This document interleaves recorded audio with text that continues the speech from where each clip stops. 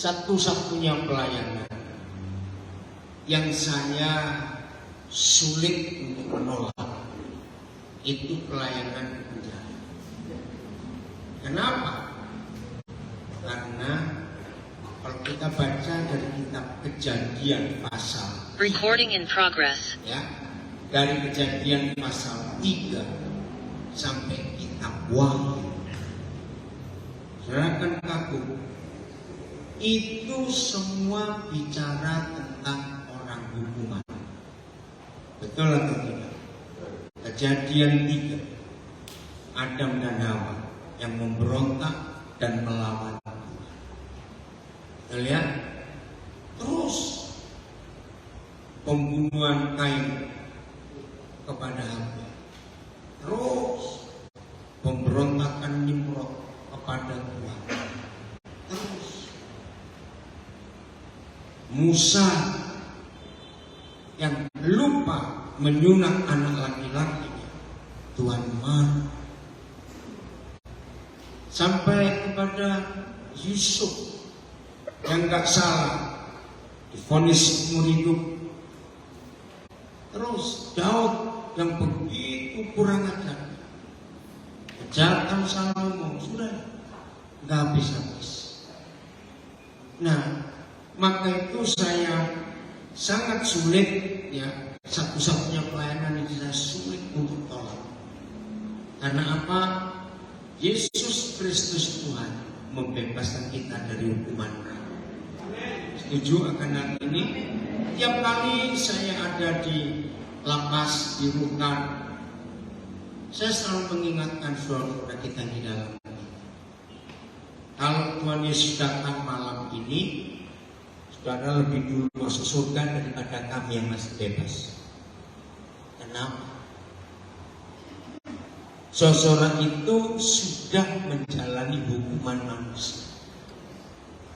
Kita belum ditangkap. Jangan kaget. Saya belum ditangkap. Ya, dengar ya. Siapa masih ingat? Oke, kita buka dulu. 1 Yohanes 3 ayat 15. Ayo semuanya baca. 1 Yohanes 3 ayat 15. Ada?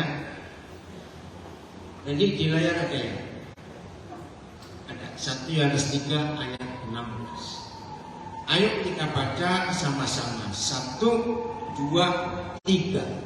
Setiap 15 itu. 1, 2, 3.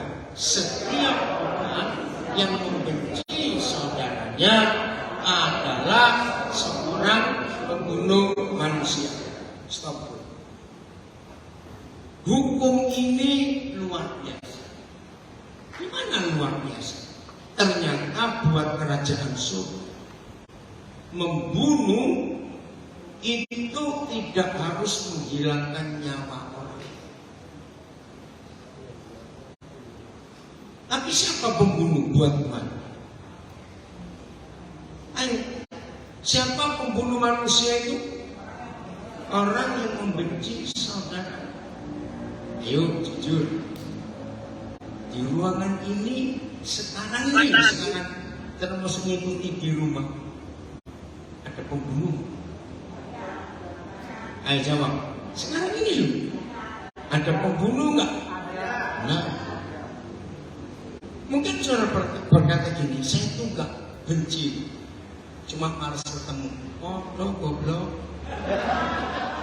Nggak membenci tapi malas ketemu. Itu pembunuh. Loh, saya tanya, jengkel. Saudara percaya jengkel itu saudara kembarnya benci? Loh, ya atau tidak? Jadi tidak benci, tidak malas ketemu, tapi jengkel.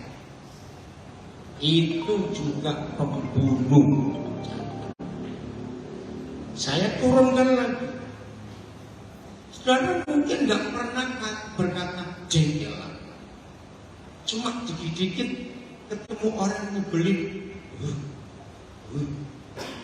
Pernah pernah begitu? Jawab cepat. Nah, itu pembunuh. Suami nggak benci istrinya, istri nggak benci suaminya, cuma jengkel. Tahu orang Surabaya bilang jengkel itu apa? Mangkelan. Itu pembunuh. Jangan protes ke saya, protes ke Tuhan. Jangan main-main.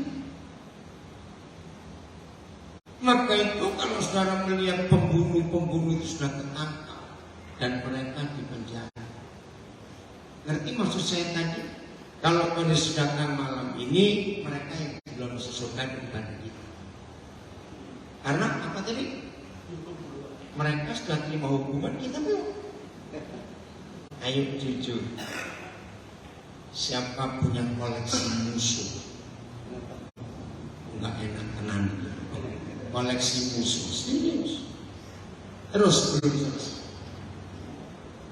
Kopi titik dan 1, 2, 3 dan kamu tahu bahwa tidak ada seorang pembunuh yang tetap memiliki hidup yang kekal dalam. Berarti kemana kalau mati orang? Maaf. Kira-kira setelah saudara baca ayat ini, bakalan ada pendeta masuk neraka juga enggak? Karena belum mengampuni saudara. Di kalangan pendeta banyak yang iri hati, banyak yang jengkel, serius, menyedihkan sekali. Nah ini hukumannya. Enggak benci, tapi malas ketemu. Jengkel, mangkel, hati-hati. Itu semuanya membuat orang Kristen pun, murid Yesus pun harus masuk neraka karena tidak mengampuni. Maka itu jangan main-main hanya dengan rasa jengkel, kecewa, gak suka dengan kamu. Hati-hati. Saya turunkan lagi. Nah setelah ini nggak ada lagi tersinggung. Ngerti? Jadi kalau ada orang tersinggung berarti dia sakit hati pada orang yang nyinggung. Kalau orang itu rajin mengampuni, tolong jawab pertanyaan saya. Kalau dia rajin mengampuni, dia bakal tersinggung. Dia jawab, tidak. Karena ngampuni terus. Nah, yang gak suka firman ini pasti nyatek, kok enak. Betul? Tahu kata nyatek? Itu bahasa Indonesia yang gak ada itu. Awas ya, yang di rumah berat. Saudara, kenapa ketika banyak gereja yang kebar duit, uang, persembahan, tapi tidak menyampaikan kebenaran mengampuni? Itu suatu kejahatan. Gereja Tuhan harus mendengar tentang pengampunan. Nomor 2, masih ingat Tuhan Yesus memberi hukum, dan itu hukum suci. Berzina buat Tuhan itu ternyata nggak harus ketemu orangnya. Catat. Berzina buat Tuhan itu nggak perlu peluk orangnya pun, bahkan nggak perlu di tempat itu. Karena begini hukum surga: barang siapa melihat seseorang dan menginginkannya, cuma ingin, maka orang itu sudah berzina di pikirannya. Ayo, saya punya kalimat. Sependeta-pendetanya seorang pendeta, jadi pendeta. Dengar ya, sependeta-pendetanya seorang pendeta, berarti pendeta itu. Cepetan jawab, Pak. Pendeta kan anak. Matanya masih bisa kurang ajar kan? Ya wis. Ini yang saya takut. Berarti ada nggak manusia yang nggak pernah bercita?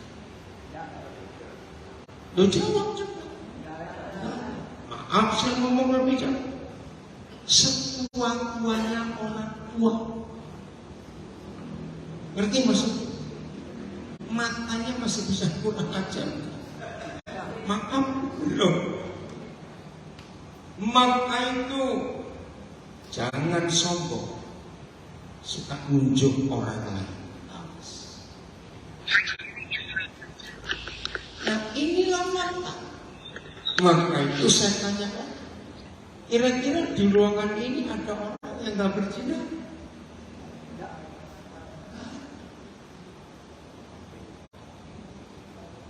Jadi saudara jangan sombong, merasa itu paling benar, paling suci.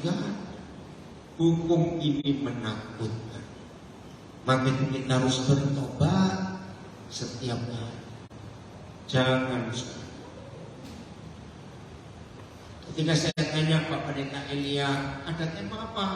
Gak ada. Ya udah, untuk ibadah syarat saya beri tema, saya tulis di Facebook saya. Mengenal Tuhan sebagai apa? Itu yang sangat dia rindukan. Nah, hari ini kita tahu penyebab utama kita hanya tahu Tuhan tapi tidak kenal Tuhan sebagai Bapa. Itu penyebab utamanya karena kita tidak mau mengampuni. Rajin doa puasa, rajin doa pagi, rajin doa malam, ibadah apa saja, orang itu ada, berarti dia maha hadiah. Betul tidak? Loh, saya tanya, betul. Nah, orang yang maha hadir kayak begitu, bisa nggak dia belum ngampuni? Nah, maka itu jangan menilai seseorang karena dia aktif di dalam gereja. Yang Tuhan akan nilai dalam hidup kita adalah sebenarnya mesti sudah ngampuni semua orang. Jangan main-main dengan tidak mengampuni. Jangan main-main dengan kesombongan, suka menunjuk orang. Nggak boleh. Selalu dia periksa ke diri sendiri. Setuju? Mereka yang suka usir ngurusin orang lain, bertobat. Ya, ada suara. Filipus, tolong bisa di-mute yang lain. Ya. Nah ini penghalangnya. Kenapa? Saya berkata bahwa tidak mengampuni itu penghalang untuk kita bisa kenal Tuhan sebagai Bapa. Ingat doa yang diajarkan Tuhan Yesus, dan ampunilah. Ayo cepetan. Ampunilah kesalahan kami seperti kami mengampuni orang yang bersalah. Jadi kalau saudara tidak mengampuni orang lain, kita bisa diampuni nggak? Coba jawab, kita bisa diampuni nggak? Nggak bisa. Kembali lagi, saya nggak benci, cuma cek. Ingat itu baik-baik. Itu namanya belum mengampuni. Nah kalau kita tidak bisa diampuni oleh Bapa di surga, berarti status kita sebagai apa? Orang berdosa. Dan ini penghalang untuk kita nggak bisa kenal dia sebagai Bapa. Saya ulangi lagi saudara, rajinnya kita melayani, semangatnya kita beribadah. Tapi kalau masih ada musuh, percuma semuanya. Apalagi yang belum diampuni sudah pada mati. Hati-hati gitu. Betul nggak? Hati-hati. Datanglah ke kuburannya, percuma dia nggak dengar juga. Maka itu jangan tunggu musuhmu mati baru kamu mengampuni. Awas. Oke, Ibrani 12 ayat 14. Bagaimana bisa mengenal dia sebagai Bapa kalau melihat aja nggak bisa? Bisa nggak orang nggak bisa melihat terus kenal orang itu? Nggak bisa. Ibrani 11 ayat 12 ayat 14. Baca sama-sama. 1, 2, 3. Berusahalah hidup damai dengan semua orang. Stop dulu. Apa kata lain hidup damai? Nggak punya musuh. Semua orang itu berapa? Ayo jawab. Semua orang itu bukan banyak. Nah itu salah. Semua orang itu bukan banyak. Pokoknya wong gitu. Pokoknya dia orang. Oke? Nah, saudara perhatikan. Semua. Oke. Ini daerah Demak ini kecamatan atau kelurahan? Kecamatan mana? Kecamatan Demak. Ya, saya pernah tinggal di Butuh dulu ya. Asam bagus kedua. Oke, dengerin ya. Misalnya penduduk kecamatan Demak itu Surabaya, kami ada di Surabaya, itu jumlahnya misalnya 200.000. Bisa nggak saudara berkata gini kepada Tuhan, Tuhan, aku sudah berdamai dengan 199.999 orang. Ada siji. Coba jawab. Termasuk semua? Tidak. Dan jangan main-main dengan punya musuh. Fatal akibatnya. Nah, saya akan baca dengan kalimat yang betul. Berusahalah hidup damai dengan semua orang, dan kejarlah perdamaian dengan semua orang. Sebab tanpa berdamai dengan semua orang, ini loh ngerinya. Baca. Tidak seorang pun. Saudara orang itu betul. Tuh, tanya saudara orang itu. Berarti kalau saudara tidak berdamai dengan semua orang, bisa lihat Tuhan? Jangan main-main. Gak bisa melihat. Kalau melihat saja gak bisa. Ketemu bisa gak?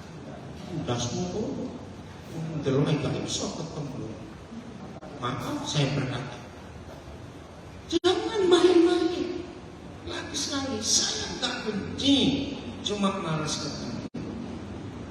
Saya gak malas ketemu, cuma mangkal.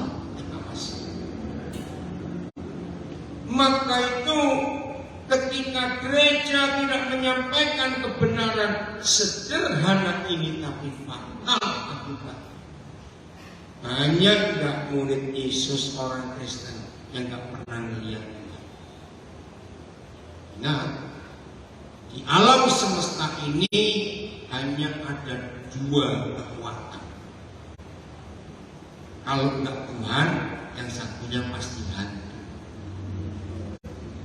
Nah, kalau saudara nggak bisa melihat Tuhan, pasti melihat setan. Ngeri sekali. Makanya jangan dianggap enteng. Ini perkara besar. Tidak berdamai, berzina, memandang orang lain menginginkan, itu semuanya pengalaman untuk kita mengenal Bapa di surga. Apa jadinya kalau saudara sebagai orang yang aktif, yang saya katakan tadi maha hadir, tapi nggak kenal Bapa di surga? Ya, Tuhan Yesus mengajarkan doanya, kalau kamu berdoa panggil, ayo doa Bapa kami dulu, Bapa kami yang di surga. Nah, saudara panggil Bapa dalam surga, tapi saudara kenal sopui, bisa nyambung nggak, nyampe nggak doanya? Saudara kenal? Ini loh, jangan dianggap itu. Tidak mengenal Tuhan sebagai Bapa berarti saudara nggak bisa doa panggil Bapa di dalam surga. Walaupun orang Kristen, walaupun dia pengkhotbah, pendeta, gembala, penginjil, tapi kalau masih menyimpan musuh,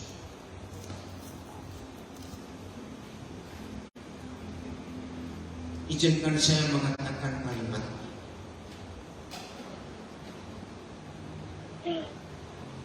Banyak enggak saudara mendengar kesaksian, doa saya kok enggak didengar Tuhan? Kenapa saya ini enggak dijawab oleh Tuhan? Saya rajin ke menara doa, saya ikut doa-doa. Wih, di Surabaya ini ada tempat-tempat doa. Saya nyebut Gubeng Kertajaya, masih tahu lah. Nah itu jauh bisa. Kalau saya nyebut Rangka,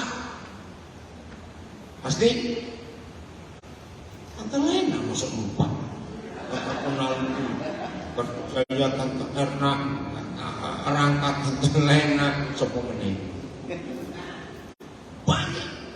Saya sudah doa ke sana, saya doa ke situ, saya minta didoakan oleh banyak pendeta.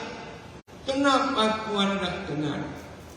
Hari ini saudara ketemu jawaban. Sebab saudara bukan anaknya. Walaupun Kristen, walaupun sekolah teologi, enggak jaminan. Karena yang dia dengar hanya jadi anaknya. Jangan lagi. Ayat berikut, Matius 5 ayat 9. Ini keren. Kalau kita anak-anaknya, nggak usah minta, bapaknya pasti tahu. Amin atau apa? Udah? Inilah satu-satunya ayat dalam seluruh Alkitab, seluruh Alkitab yang memberitahu kita. Kenapa sih orang model aku bajingan penjahat ini kok bisa jadi anak Tuhan? Bukan karena kita dibaptis, bukan karena kita suka memberi perpuluhan, tidak. Bukan karena kita ganti nama, tidak. Baca sama-sama. 1, 2, 3. Bahagialah orangnya. Nah, artinya apa membawa damai? Gak gue musuh. Orang yang tidak punya musuh sama sekali, hidupnya penuh dengan damai. Mereka karena mereka akan disebut, akan diangkat, akan diakui, akan diadopsi menjadi Yowis. Ini jadi doa yang tidak pernah didengar itu cuma karena 2 sebab. Saya ulangi, doa yang tak pernah didengar itu karena 2 sebab. Kalau cuma karena 2 sebab banyak atau dikit? Dikit.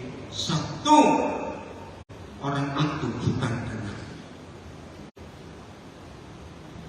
2, karena salah berdoa. Salahnya apa? Bukan kata-katanya. Nah, kita tambahkan ayat ini. 1 Yohanes 5:14. Jadi ada berapa penyebab doa nggak dijawab? 2, pinter banget. 1, bukan anaknya. Karena kalau doa panggil Bapa kami dalam surga, dan itu anak itu Papa. Bingung nggak sih jeruk papa itu? Coba. Oke, coba. Lihat. Baca. 1, 2, 3. Dan inilah keberanian percaya kita kepadanya, yaitu bahwa Bapa mengabulkan doa kita jikalau kita meminta sesuatu kepada Bapa. Ya wis, itulah Islam. Jadi doa yang tidak didengar, yang kedua, karena tidak berdoa sesuai kehendaknya. Doa carpe diem. Nah, periksa. Ya, saya ulangi lagi, yang sudah rajin doa pagi, doa malam, doa puasa, doa di menara, doa di bukit, doa titip pendeta ini, pendeta itu, ya siapa lagi, ya percuma. Kalau saudara masih punya musuh, nggak diangkat jadi anak. Maka itu hafalkan ya ayat-ayat ini. Lagi sekali 1 Yohanes 3:15. Yang masih belum mengampuni, dia pembunuh manusia. Ayat berikutnya, kalau kita masih punya dosa yang lain, itu merupakan pemisah antara kita dengan Tuhan. Berdamai dengan semua orang, baru kita bisa melihat Tuhan.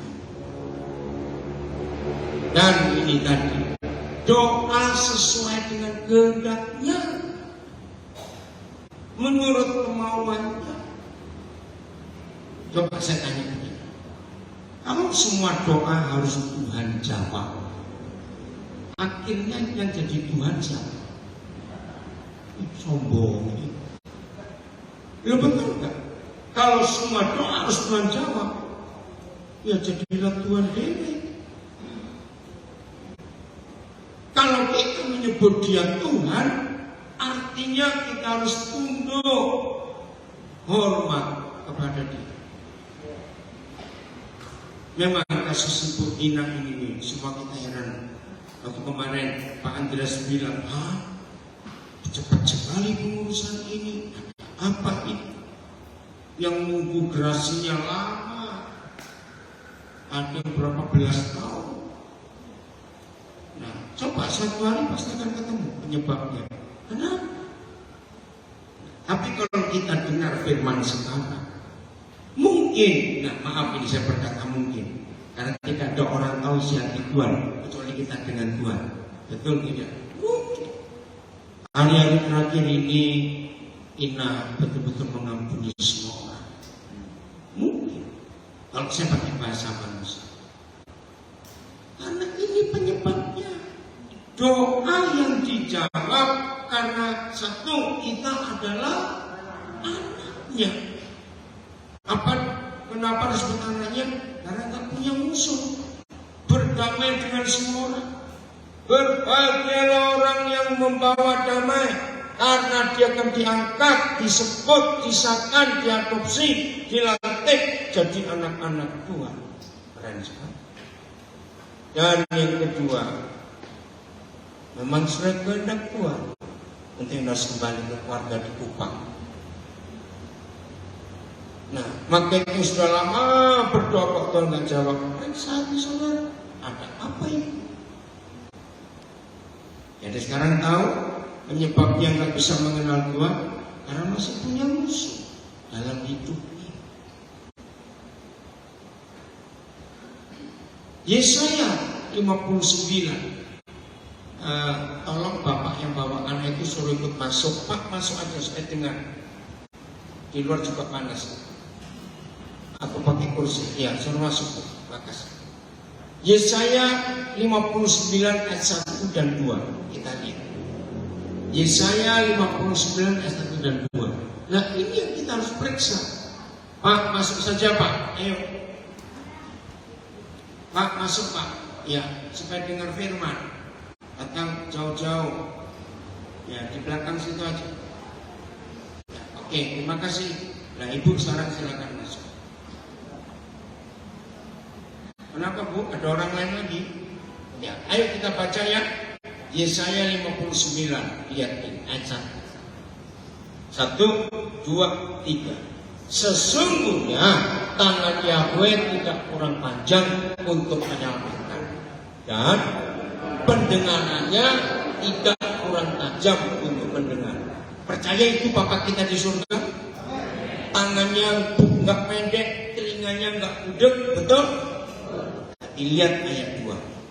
Apa yang membuat tangannya jadi pendek dan telinganya kulit?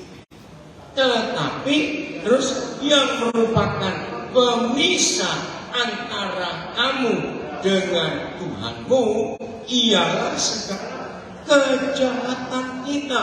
Stop dulu. Apa bentuk kejahatan yang paling menonjol yang kita bicarakan sekarang? Tidak mengampuni.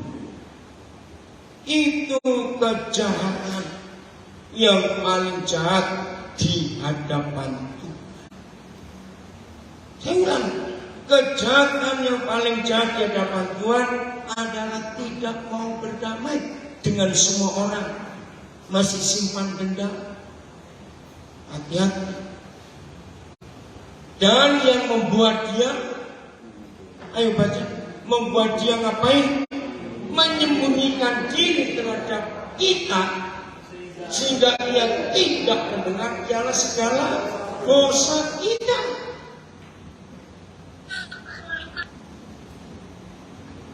Maka itu ada lagu-lagu yang buat saya menyesatkan.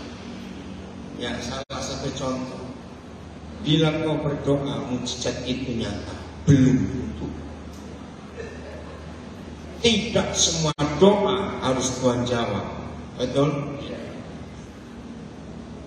Maka itu periksa hidup ini. Apa yang menyebabkan Tuhanku menjauhkan diri dari aku? Ternyata kesalahan kita sendiri, bukan orang lain. Jadi jangan nyalakan siapa-siapa. Periksa hidup kita. Berlakulah yang benar di hadapan Tuhan. Oh, maka Tuhan akan bekerja luar biasa di hidup kita. Percaya, simpan firman. Saya beri pertanyaan. Sebelum jawab, mikir baik-baik. Siapa yang percaya? Kalau hidup kita ini nurut, kalau kita selalu nurut, itu pasti menyenangkan Tuhan. Lu saya tanya cepat aja. Pasti. Hidup nurut, hidup taat, menyenangkan Tuhan. Enggak aneh-aneh, enggak neko-neko, enggak macam-macam. Percaya sebelum kita berdoa minta apa-apa, Papa langsung tahu kita perlu apa. Ya coba jawab. Betul? Tenanan? Yakin? Saya tanya balik. Jadi kalau ada orang Kristen pakaian sembahyang,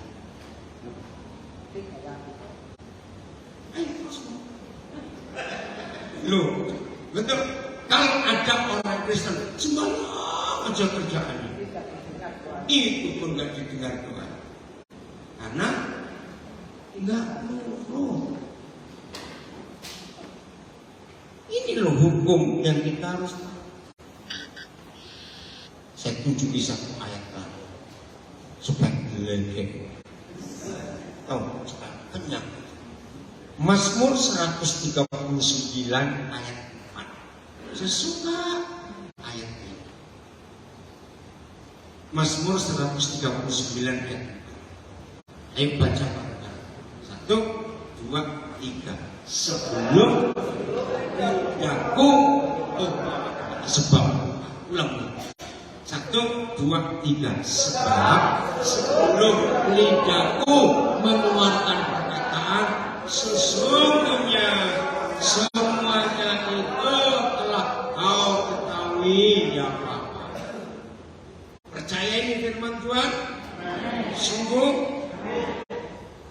berdoa perlu panjang-panjang kan? Cepet panjang. Serius. Maka itu tidak sedikit gereja punya pernyataan ini. Pasti saudara sering dengar. Karena banyak pendeta berdoa. Percaya sudah. Banyak berdoa, banyak berkat. Sedikit berdoa, sedikit berkat. Kurang berdoa, kurang berkat. Tidak berdoa, nggak ada berkat. Itu ayatnya pendeta itu. Dia nggak ada. Betul? Ini loh firman. Kalau saya pergi istilah Surabaya, kon durung malap, Tuhan bisa ngerti. Boleh saya pakai kata orang Surabaya? Sebelum kita buka mulut, dia sudah tahu kita mau ngomong apa. Terus terang loh saudara, sejak saya kenal papa saya dengan firman ini, sudah jarang banyak ngomong dengan dia. Saya lebih baik dengar dia yang ngomong. Lu gak apa. Ya wes ngomong terus. Justru saudara kebanyakan ngomong, Tuhan gak punya waktu untuk ngomong. Loh iya atau tidak? Kok gue kebuktikan dari ibu ini. Betul kan? Kalau kita kebanyakan ngomong, Tuhan gak punya waktu untuk ngomong. Ayo berubah mulai hari ini. Loh, pertanyaannya, kalau gitu doa itu ngapain? Nah ini pertanyaan bagus. Doa itu cuma dia merenung, senyum kepada Papa, beri pujian. Apalagi kalau doa saudara itu doa agamawi yang isinya cuma 3 hal. Minta nurul lapor. Oh bunyi kabeh no. Betul tak? Karena itu isi doanya orang Kristen. Minta. Apa begini Tuhan, begitu Tuhan. Nyuruh tolong Tuhan. Kalau Tuhan model saya, ramah sekali. Maksudnya, medium gitu. Apalagi para pendoa syafaat. Saya ini takut loh ketemu pendoa syafaat. Lebih senang ketemu setan. Kenapa? Pendoa syafaat itu paling kurang ajar. Suka nunjuk Tuhan. Suka bentak Tuhan. Suka nyuruh Tuhan. Betul tidak ya? Tuhan, pokoknya. Dan makanya Tuhan selalu pergi dari para pendoa ke berpegang. Maaf jangan tersinggung. Tuhan kok dibengok-bengok, dibentak-bentak. Betul nggak? Nggak usah. Kita belum ngomong apa-apa, dia sudah tahu. Maka itu doa yang benar adalah menikmati dia. Tuhan, terima kasih kau baik. Aduh, kebaikanmu. Doa yang benar itu lebih baik kita merenungkan firman di hadapan dia. Masih ingat salah satu pemazmur menulis dan ada lagu yang manis kau dengar Tuhan, manis kau dengar Tuhan. Terus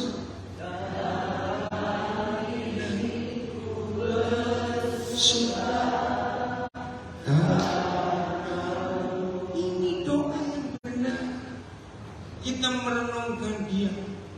Dan itu sangat manis buat Tuhan kalau dia dengar kita merenung. Dan hati kita bersuka karena dia hadir. Keluaran 25 ayat 20. Ini yang Tuhan. Maka itu mulai hari ini jangan sombong, jor-joran jam sembahyang. Karena saya pernah ketemu ada sekelompok orang Kristen lagi duduk-duduk. Kamu itu kalau doa paling lama pagi itu berapa jam? Ya ampun, 30 menit aja selalu makan lagi. Saya dengar belum 30 menit. Aku 1 jam setengah.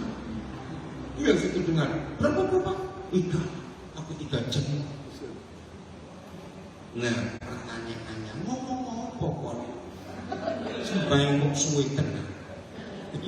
Loh, tetap masih ingat Tuhan Yesus pernah bicara, kalau kamu berdoa jangan seperti orang Farisi yang diulang. Saya pernah ngecek pakai stopwatch jajalan, nggak percaya. Paling panjang doa berapa menit dan tidak mengulang. Berapa kali saya tes pakai timer, maksimal itu 6 menit, 7 menit.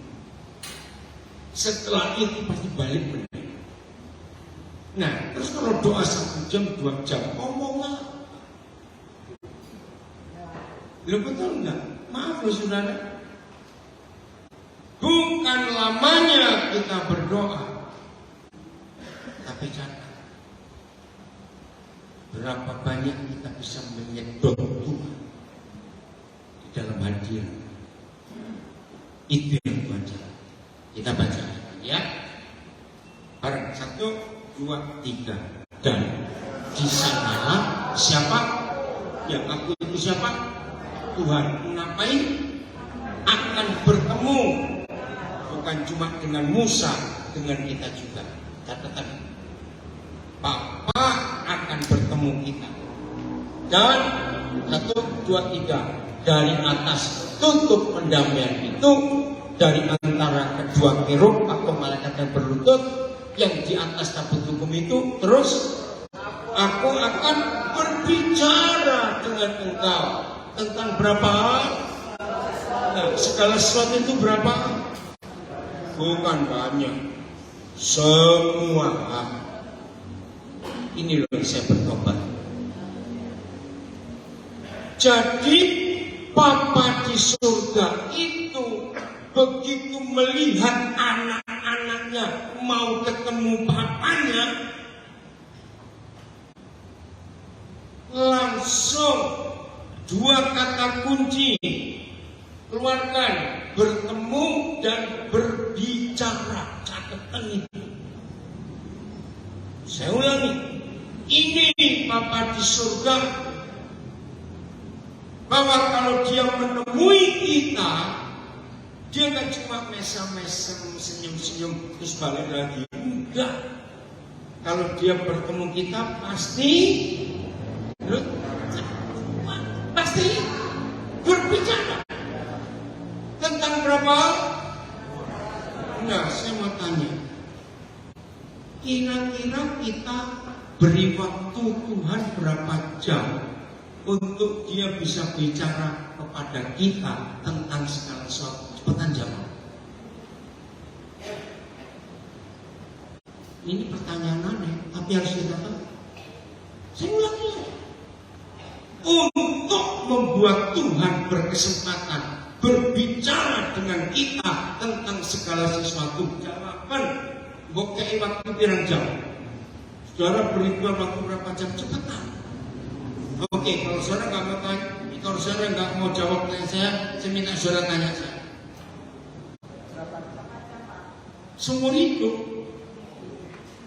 Loh, nggak amin.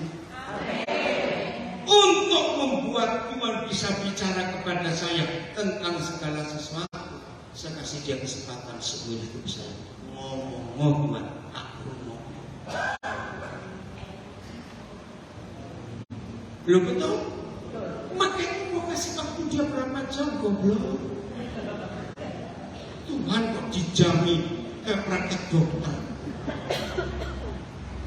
Salah. Maka itu ketika banyak orang yang berkenal saya, aku nggak pernah lihat kamu berlutut, tutup mata, angkat tangan. Karena saya pakai prinsip ini. 24 jam sehari ambil waktu saya. Papa, bicara, saya mau mendengar. 7 hari seminggu. Jadi Tuhan itu sebagai Papa lebih banyak dia yang cerewet atau kita yang cerewet? Seharusnya. Cepetan. Seharusnya lebih banyak siapa yang cerewet? Dia atau kita? Seharusnya Harusnya Tuhan. Tapi faktanya lain. Padahal kalau Tuhan dengar kita ngomong itu enak juga. Iku mana. Betul? Seputaran duit, anak sekolah, kontrakan rumah, bosan. Kayak nggak ada bahan lain aja ngomong. Maka itu hamba Tuhan sebagai Papa yang bisa bicara tentang segala sesuatu. Maka itu pertanyaan penting. Saudara mau kasih Tuhan berapa jam untuk ngomong? Gak habis. Tentang segala sesuatu masalahnya. Ayo berubah mulai. Pagi-pagi bisa bangun, bukan doa, merenung, nikmati dia. Tentang segala sesuatu yang akan kuperintahkan kepadamu untuk disampaikan kepada orang Israel. Ada rekan-rekan saya hamba Tuhan yang sering menanya, maaf, saya ini hampir tidak ada hari tanpa khotbah atau tanpa ngajar, minimal sehari satu. Dan tidak sedikit teman-teman saya yang bertanya, kok kamu tuh gak ngaku bahan? Ya ini jawaban saya. Ya kalau papa saya ngomong tentang segala sesuatu, boleh semuanya bahan. Betul? Gak akan habis. Dia ngomong terus dan saya dengar. Oke, 1 Tesalonika 5:17 masih dalam konsep kita mengenal Tuhan sebagai Papa. Dan ini bukti. 1 Tesalonika 5:17. Ini pendek ayatnya. Apa kata lain tetaplah berdoa? Apa? Yuk, kata lainnya apa? Doa senantiasa, doa sepanjang masa, doa tidak putus-putus. Tekun. Oke, saya tanya. Kalau doa pakai hukum agama, firman ini bisa berlaku nggak di hidup kita? Enggak. Kenapa? Dalam hukum agama apa saja, doa itu ada jamnya, ada waktunya, ada menitnya, ada detiknya. Betul? Nah, maka itu Tuhan Yesus nggak minta kita doa 5 kali, 7 kali, 100 kali. Enggak. Berdoa. Saya sudah berdoa. Terus belanja. Sebenarnya lagi. Berdoa. Nggak stop. Nah, apalagi kalau pakai istilah gereja. Gereja dimanapun itu punya konsep doa itu nafasnya orang Kristen. Betul? Siapa yang bernafas cuma 5 kali sehari? Mati kok. Betul? Bernafas itu? Lu jawab, gak pernah nafas saya. Bernafas itu terus, gak bisa stop. Tuhan 2 detik berhenti sekarang. Maka itu doa itu bukan berapa jam kita bicara, tapi berapa banyak kita bisa nyerap Tuhan di hidup kita. Dengan cara biarlah manis kau Tuhan, perenunganku ini menyukakan hati Tuhan. Itu yang saya kerjakan dalam hidup saya. Nikmati dia sendiri. Aduh, menyenangkan sekali dalam hidup ini kalau bisa seperti ini.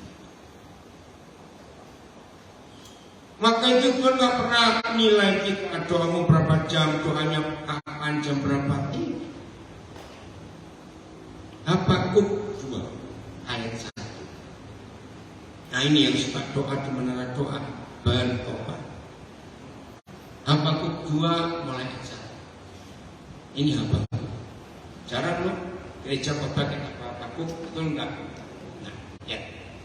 Aku mau ngapain? Berdiri di mana? Di tempat pengintaian. Kira-kira Ini orang sedang apa?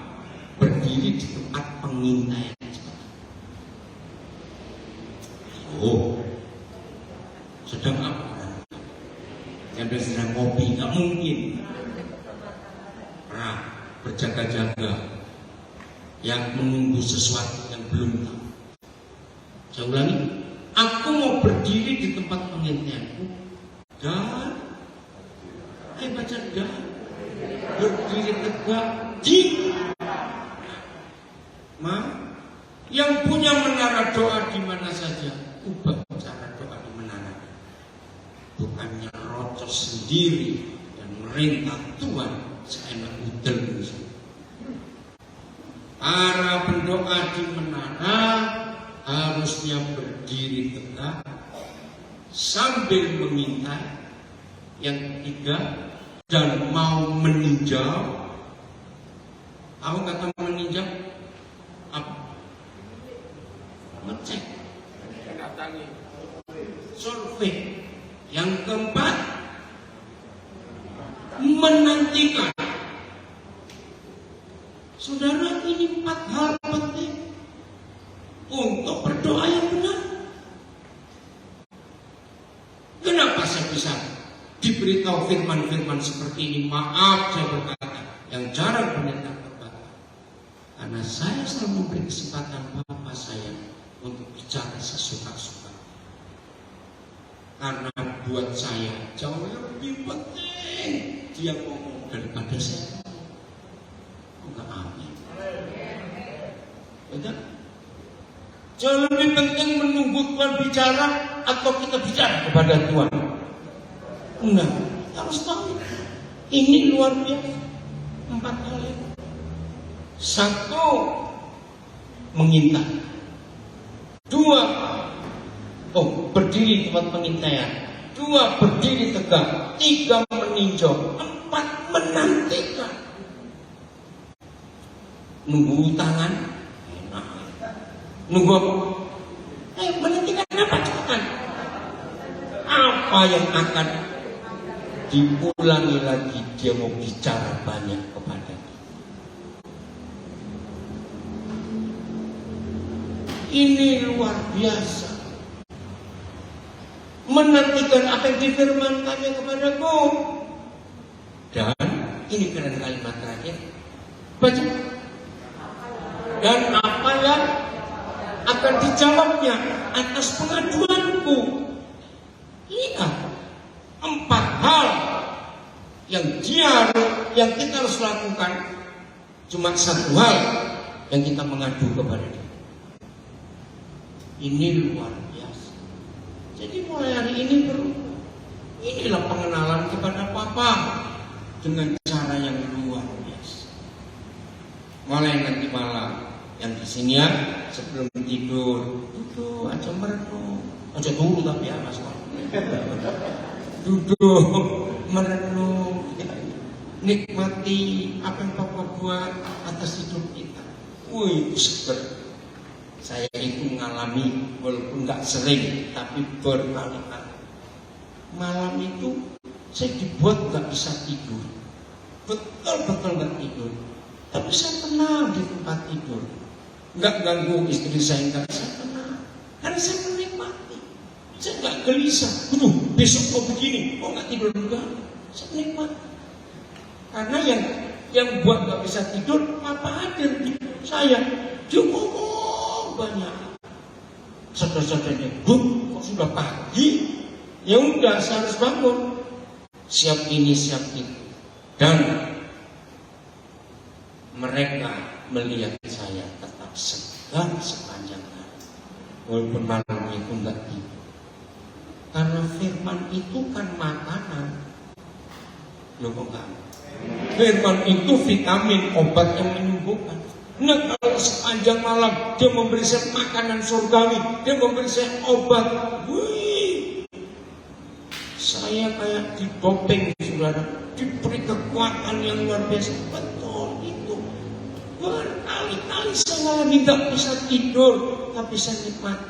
Ya gara-gara firman ini. Kalau Papa saya mau bicara tentang segala sesuatu, Saya nggak akan batasi dia.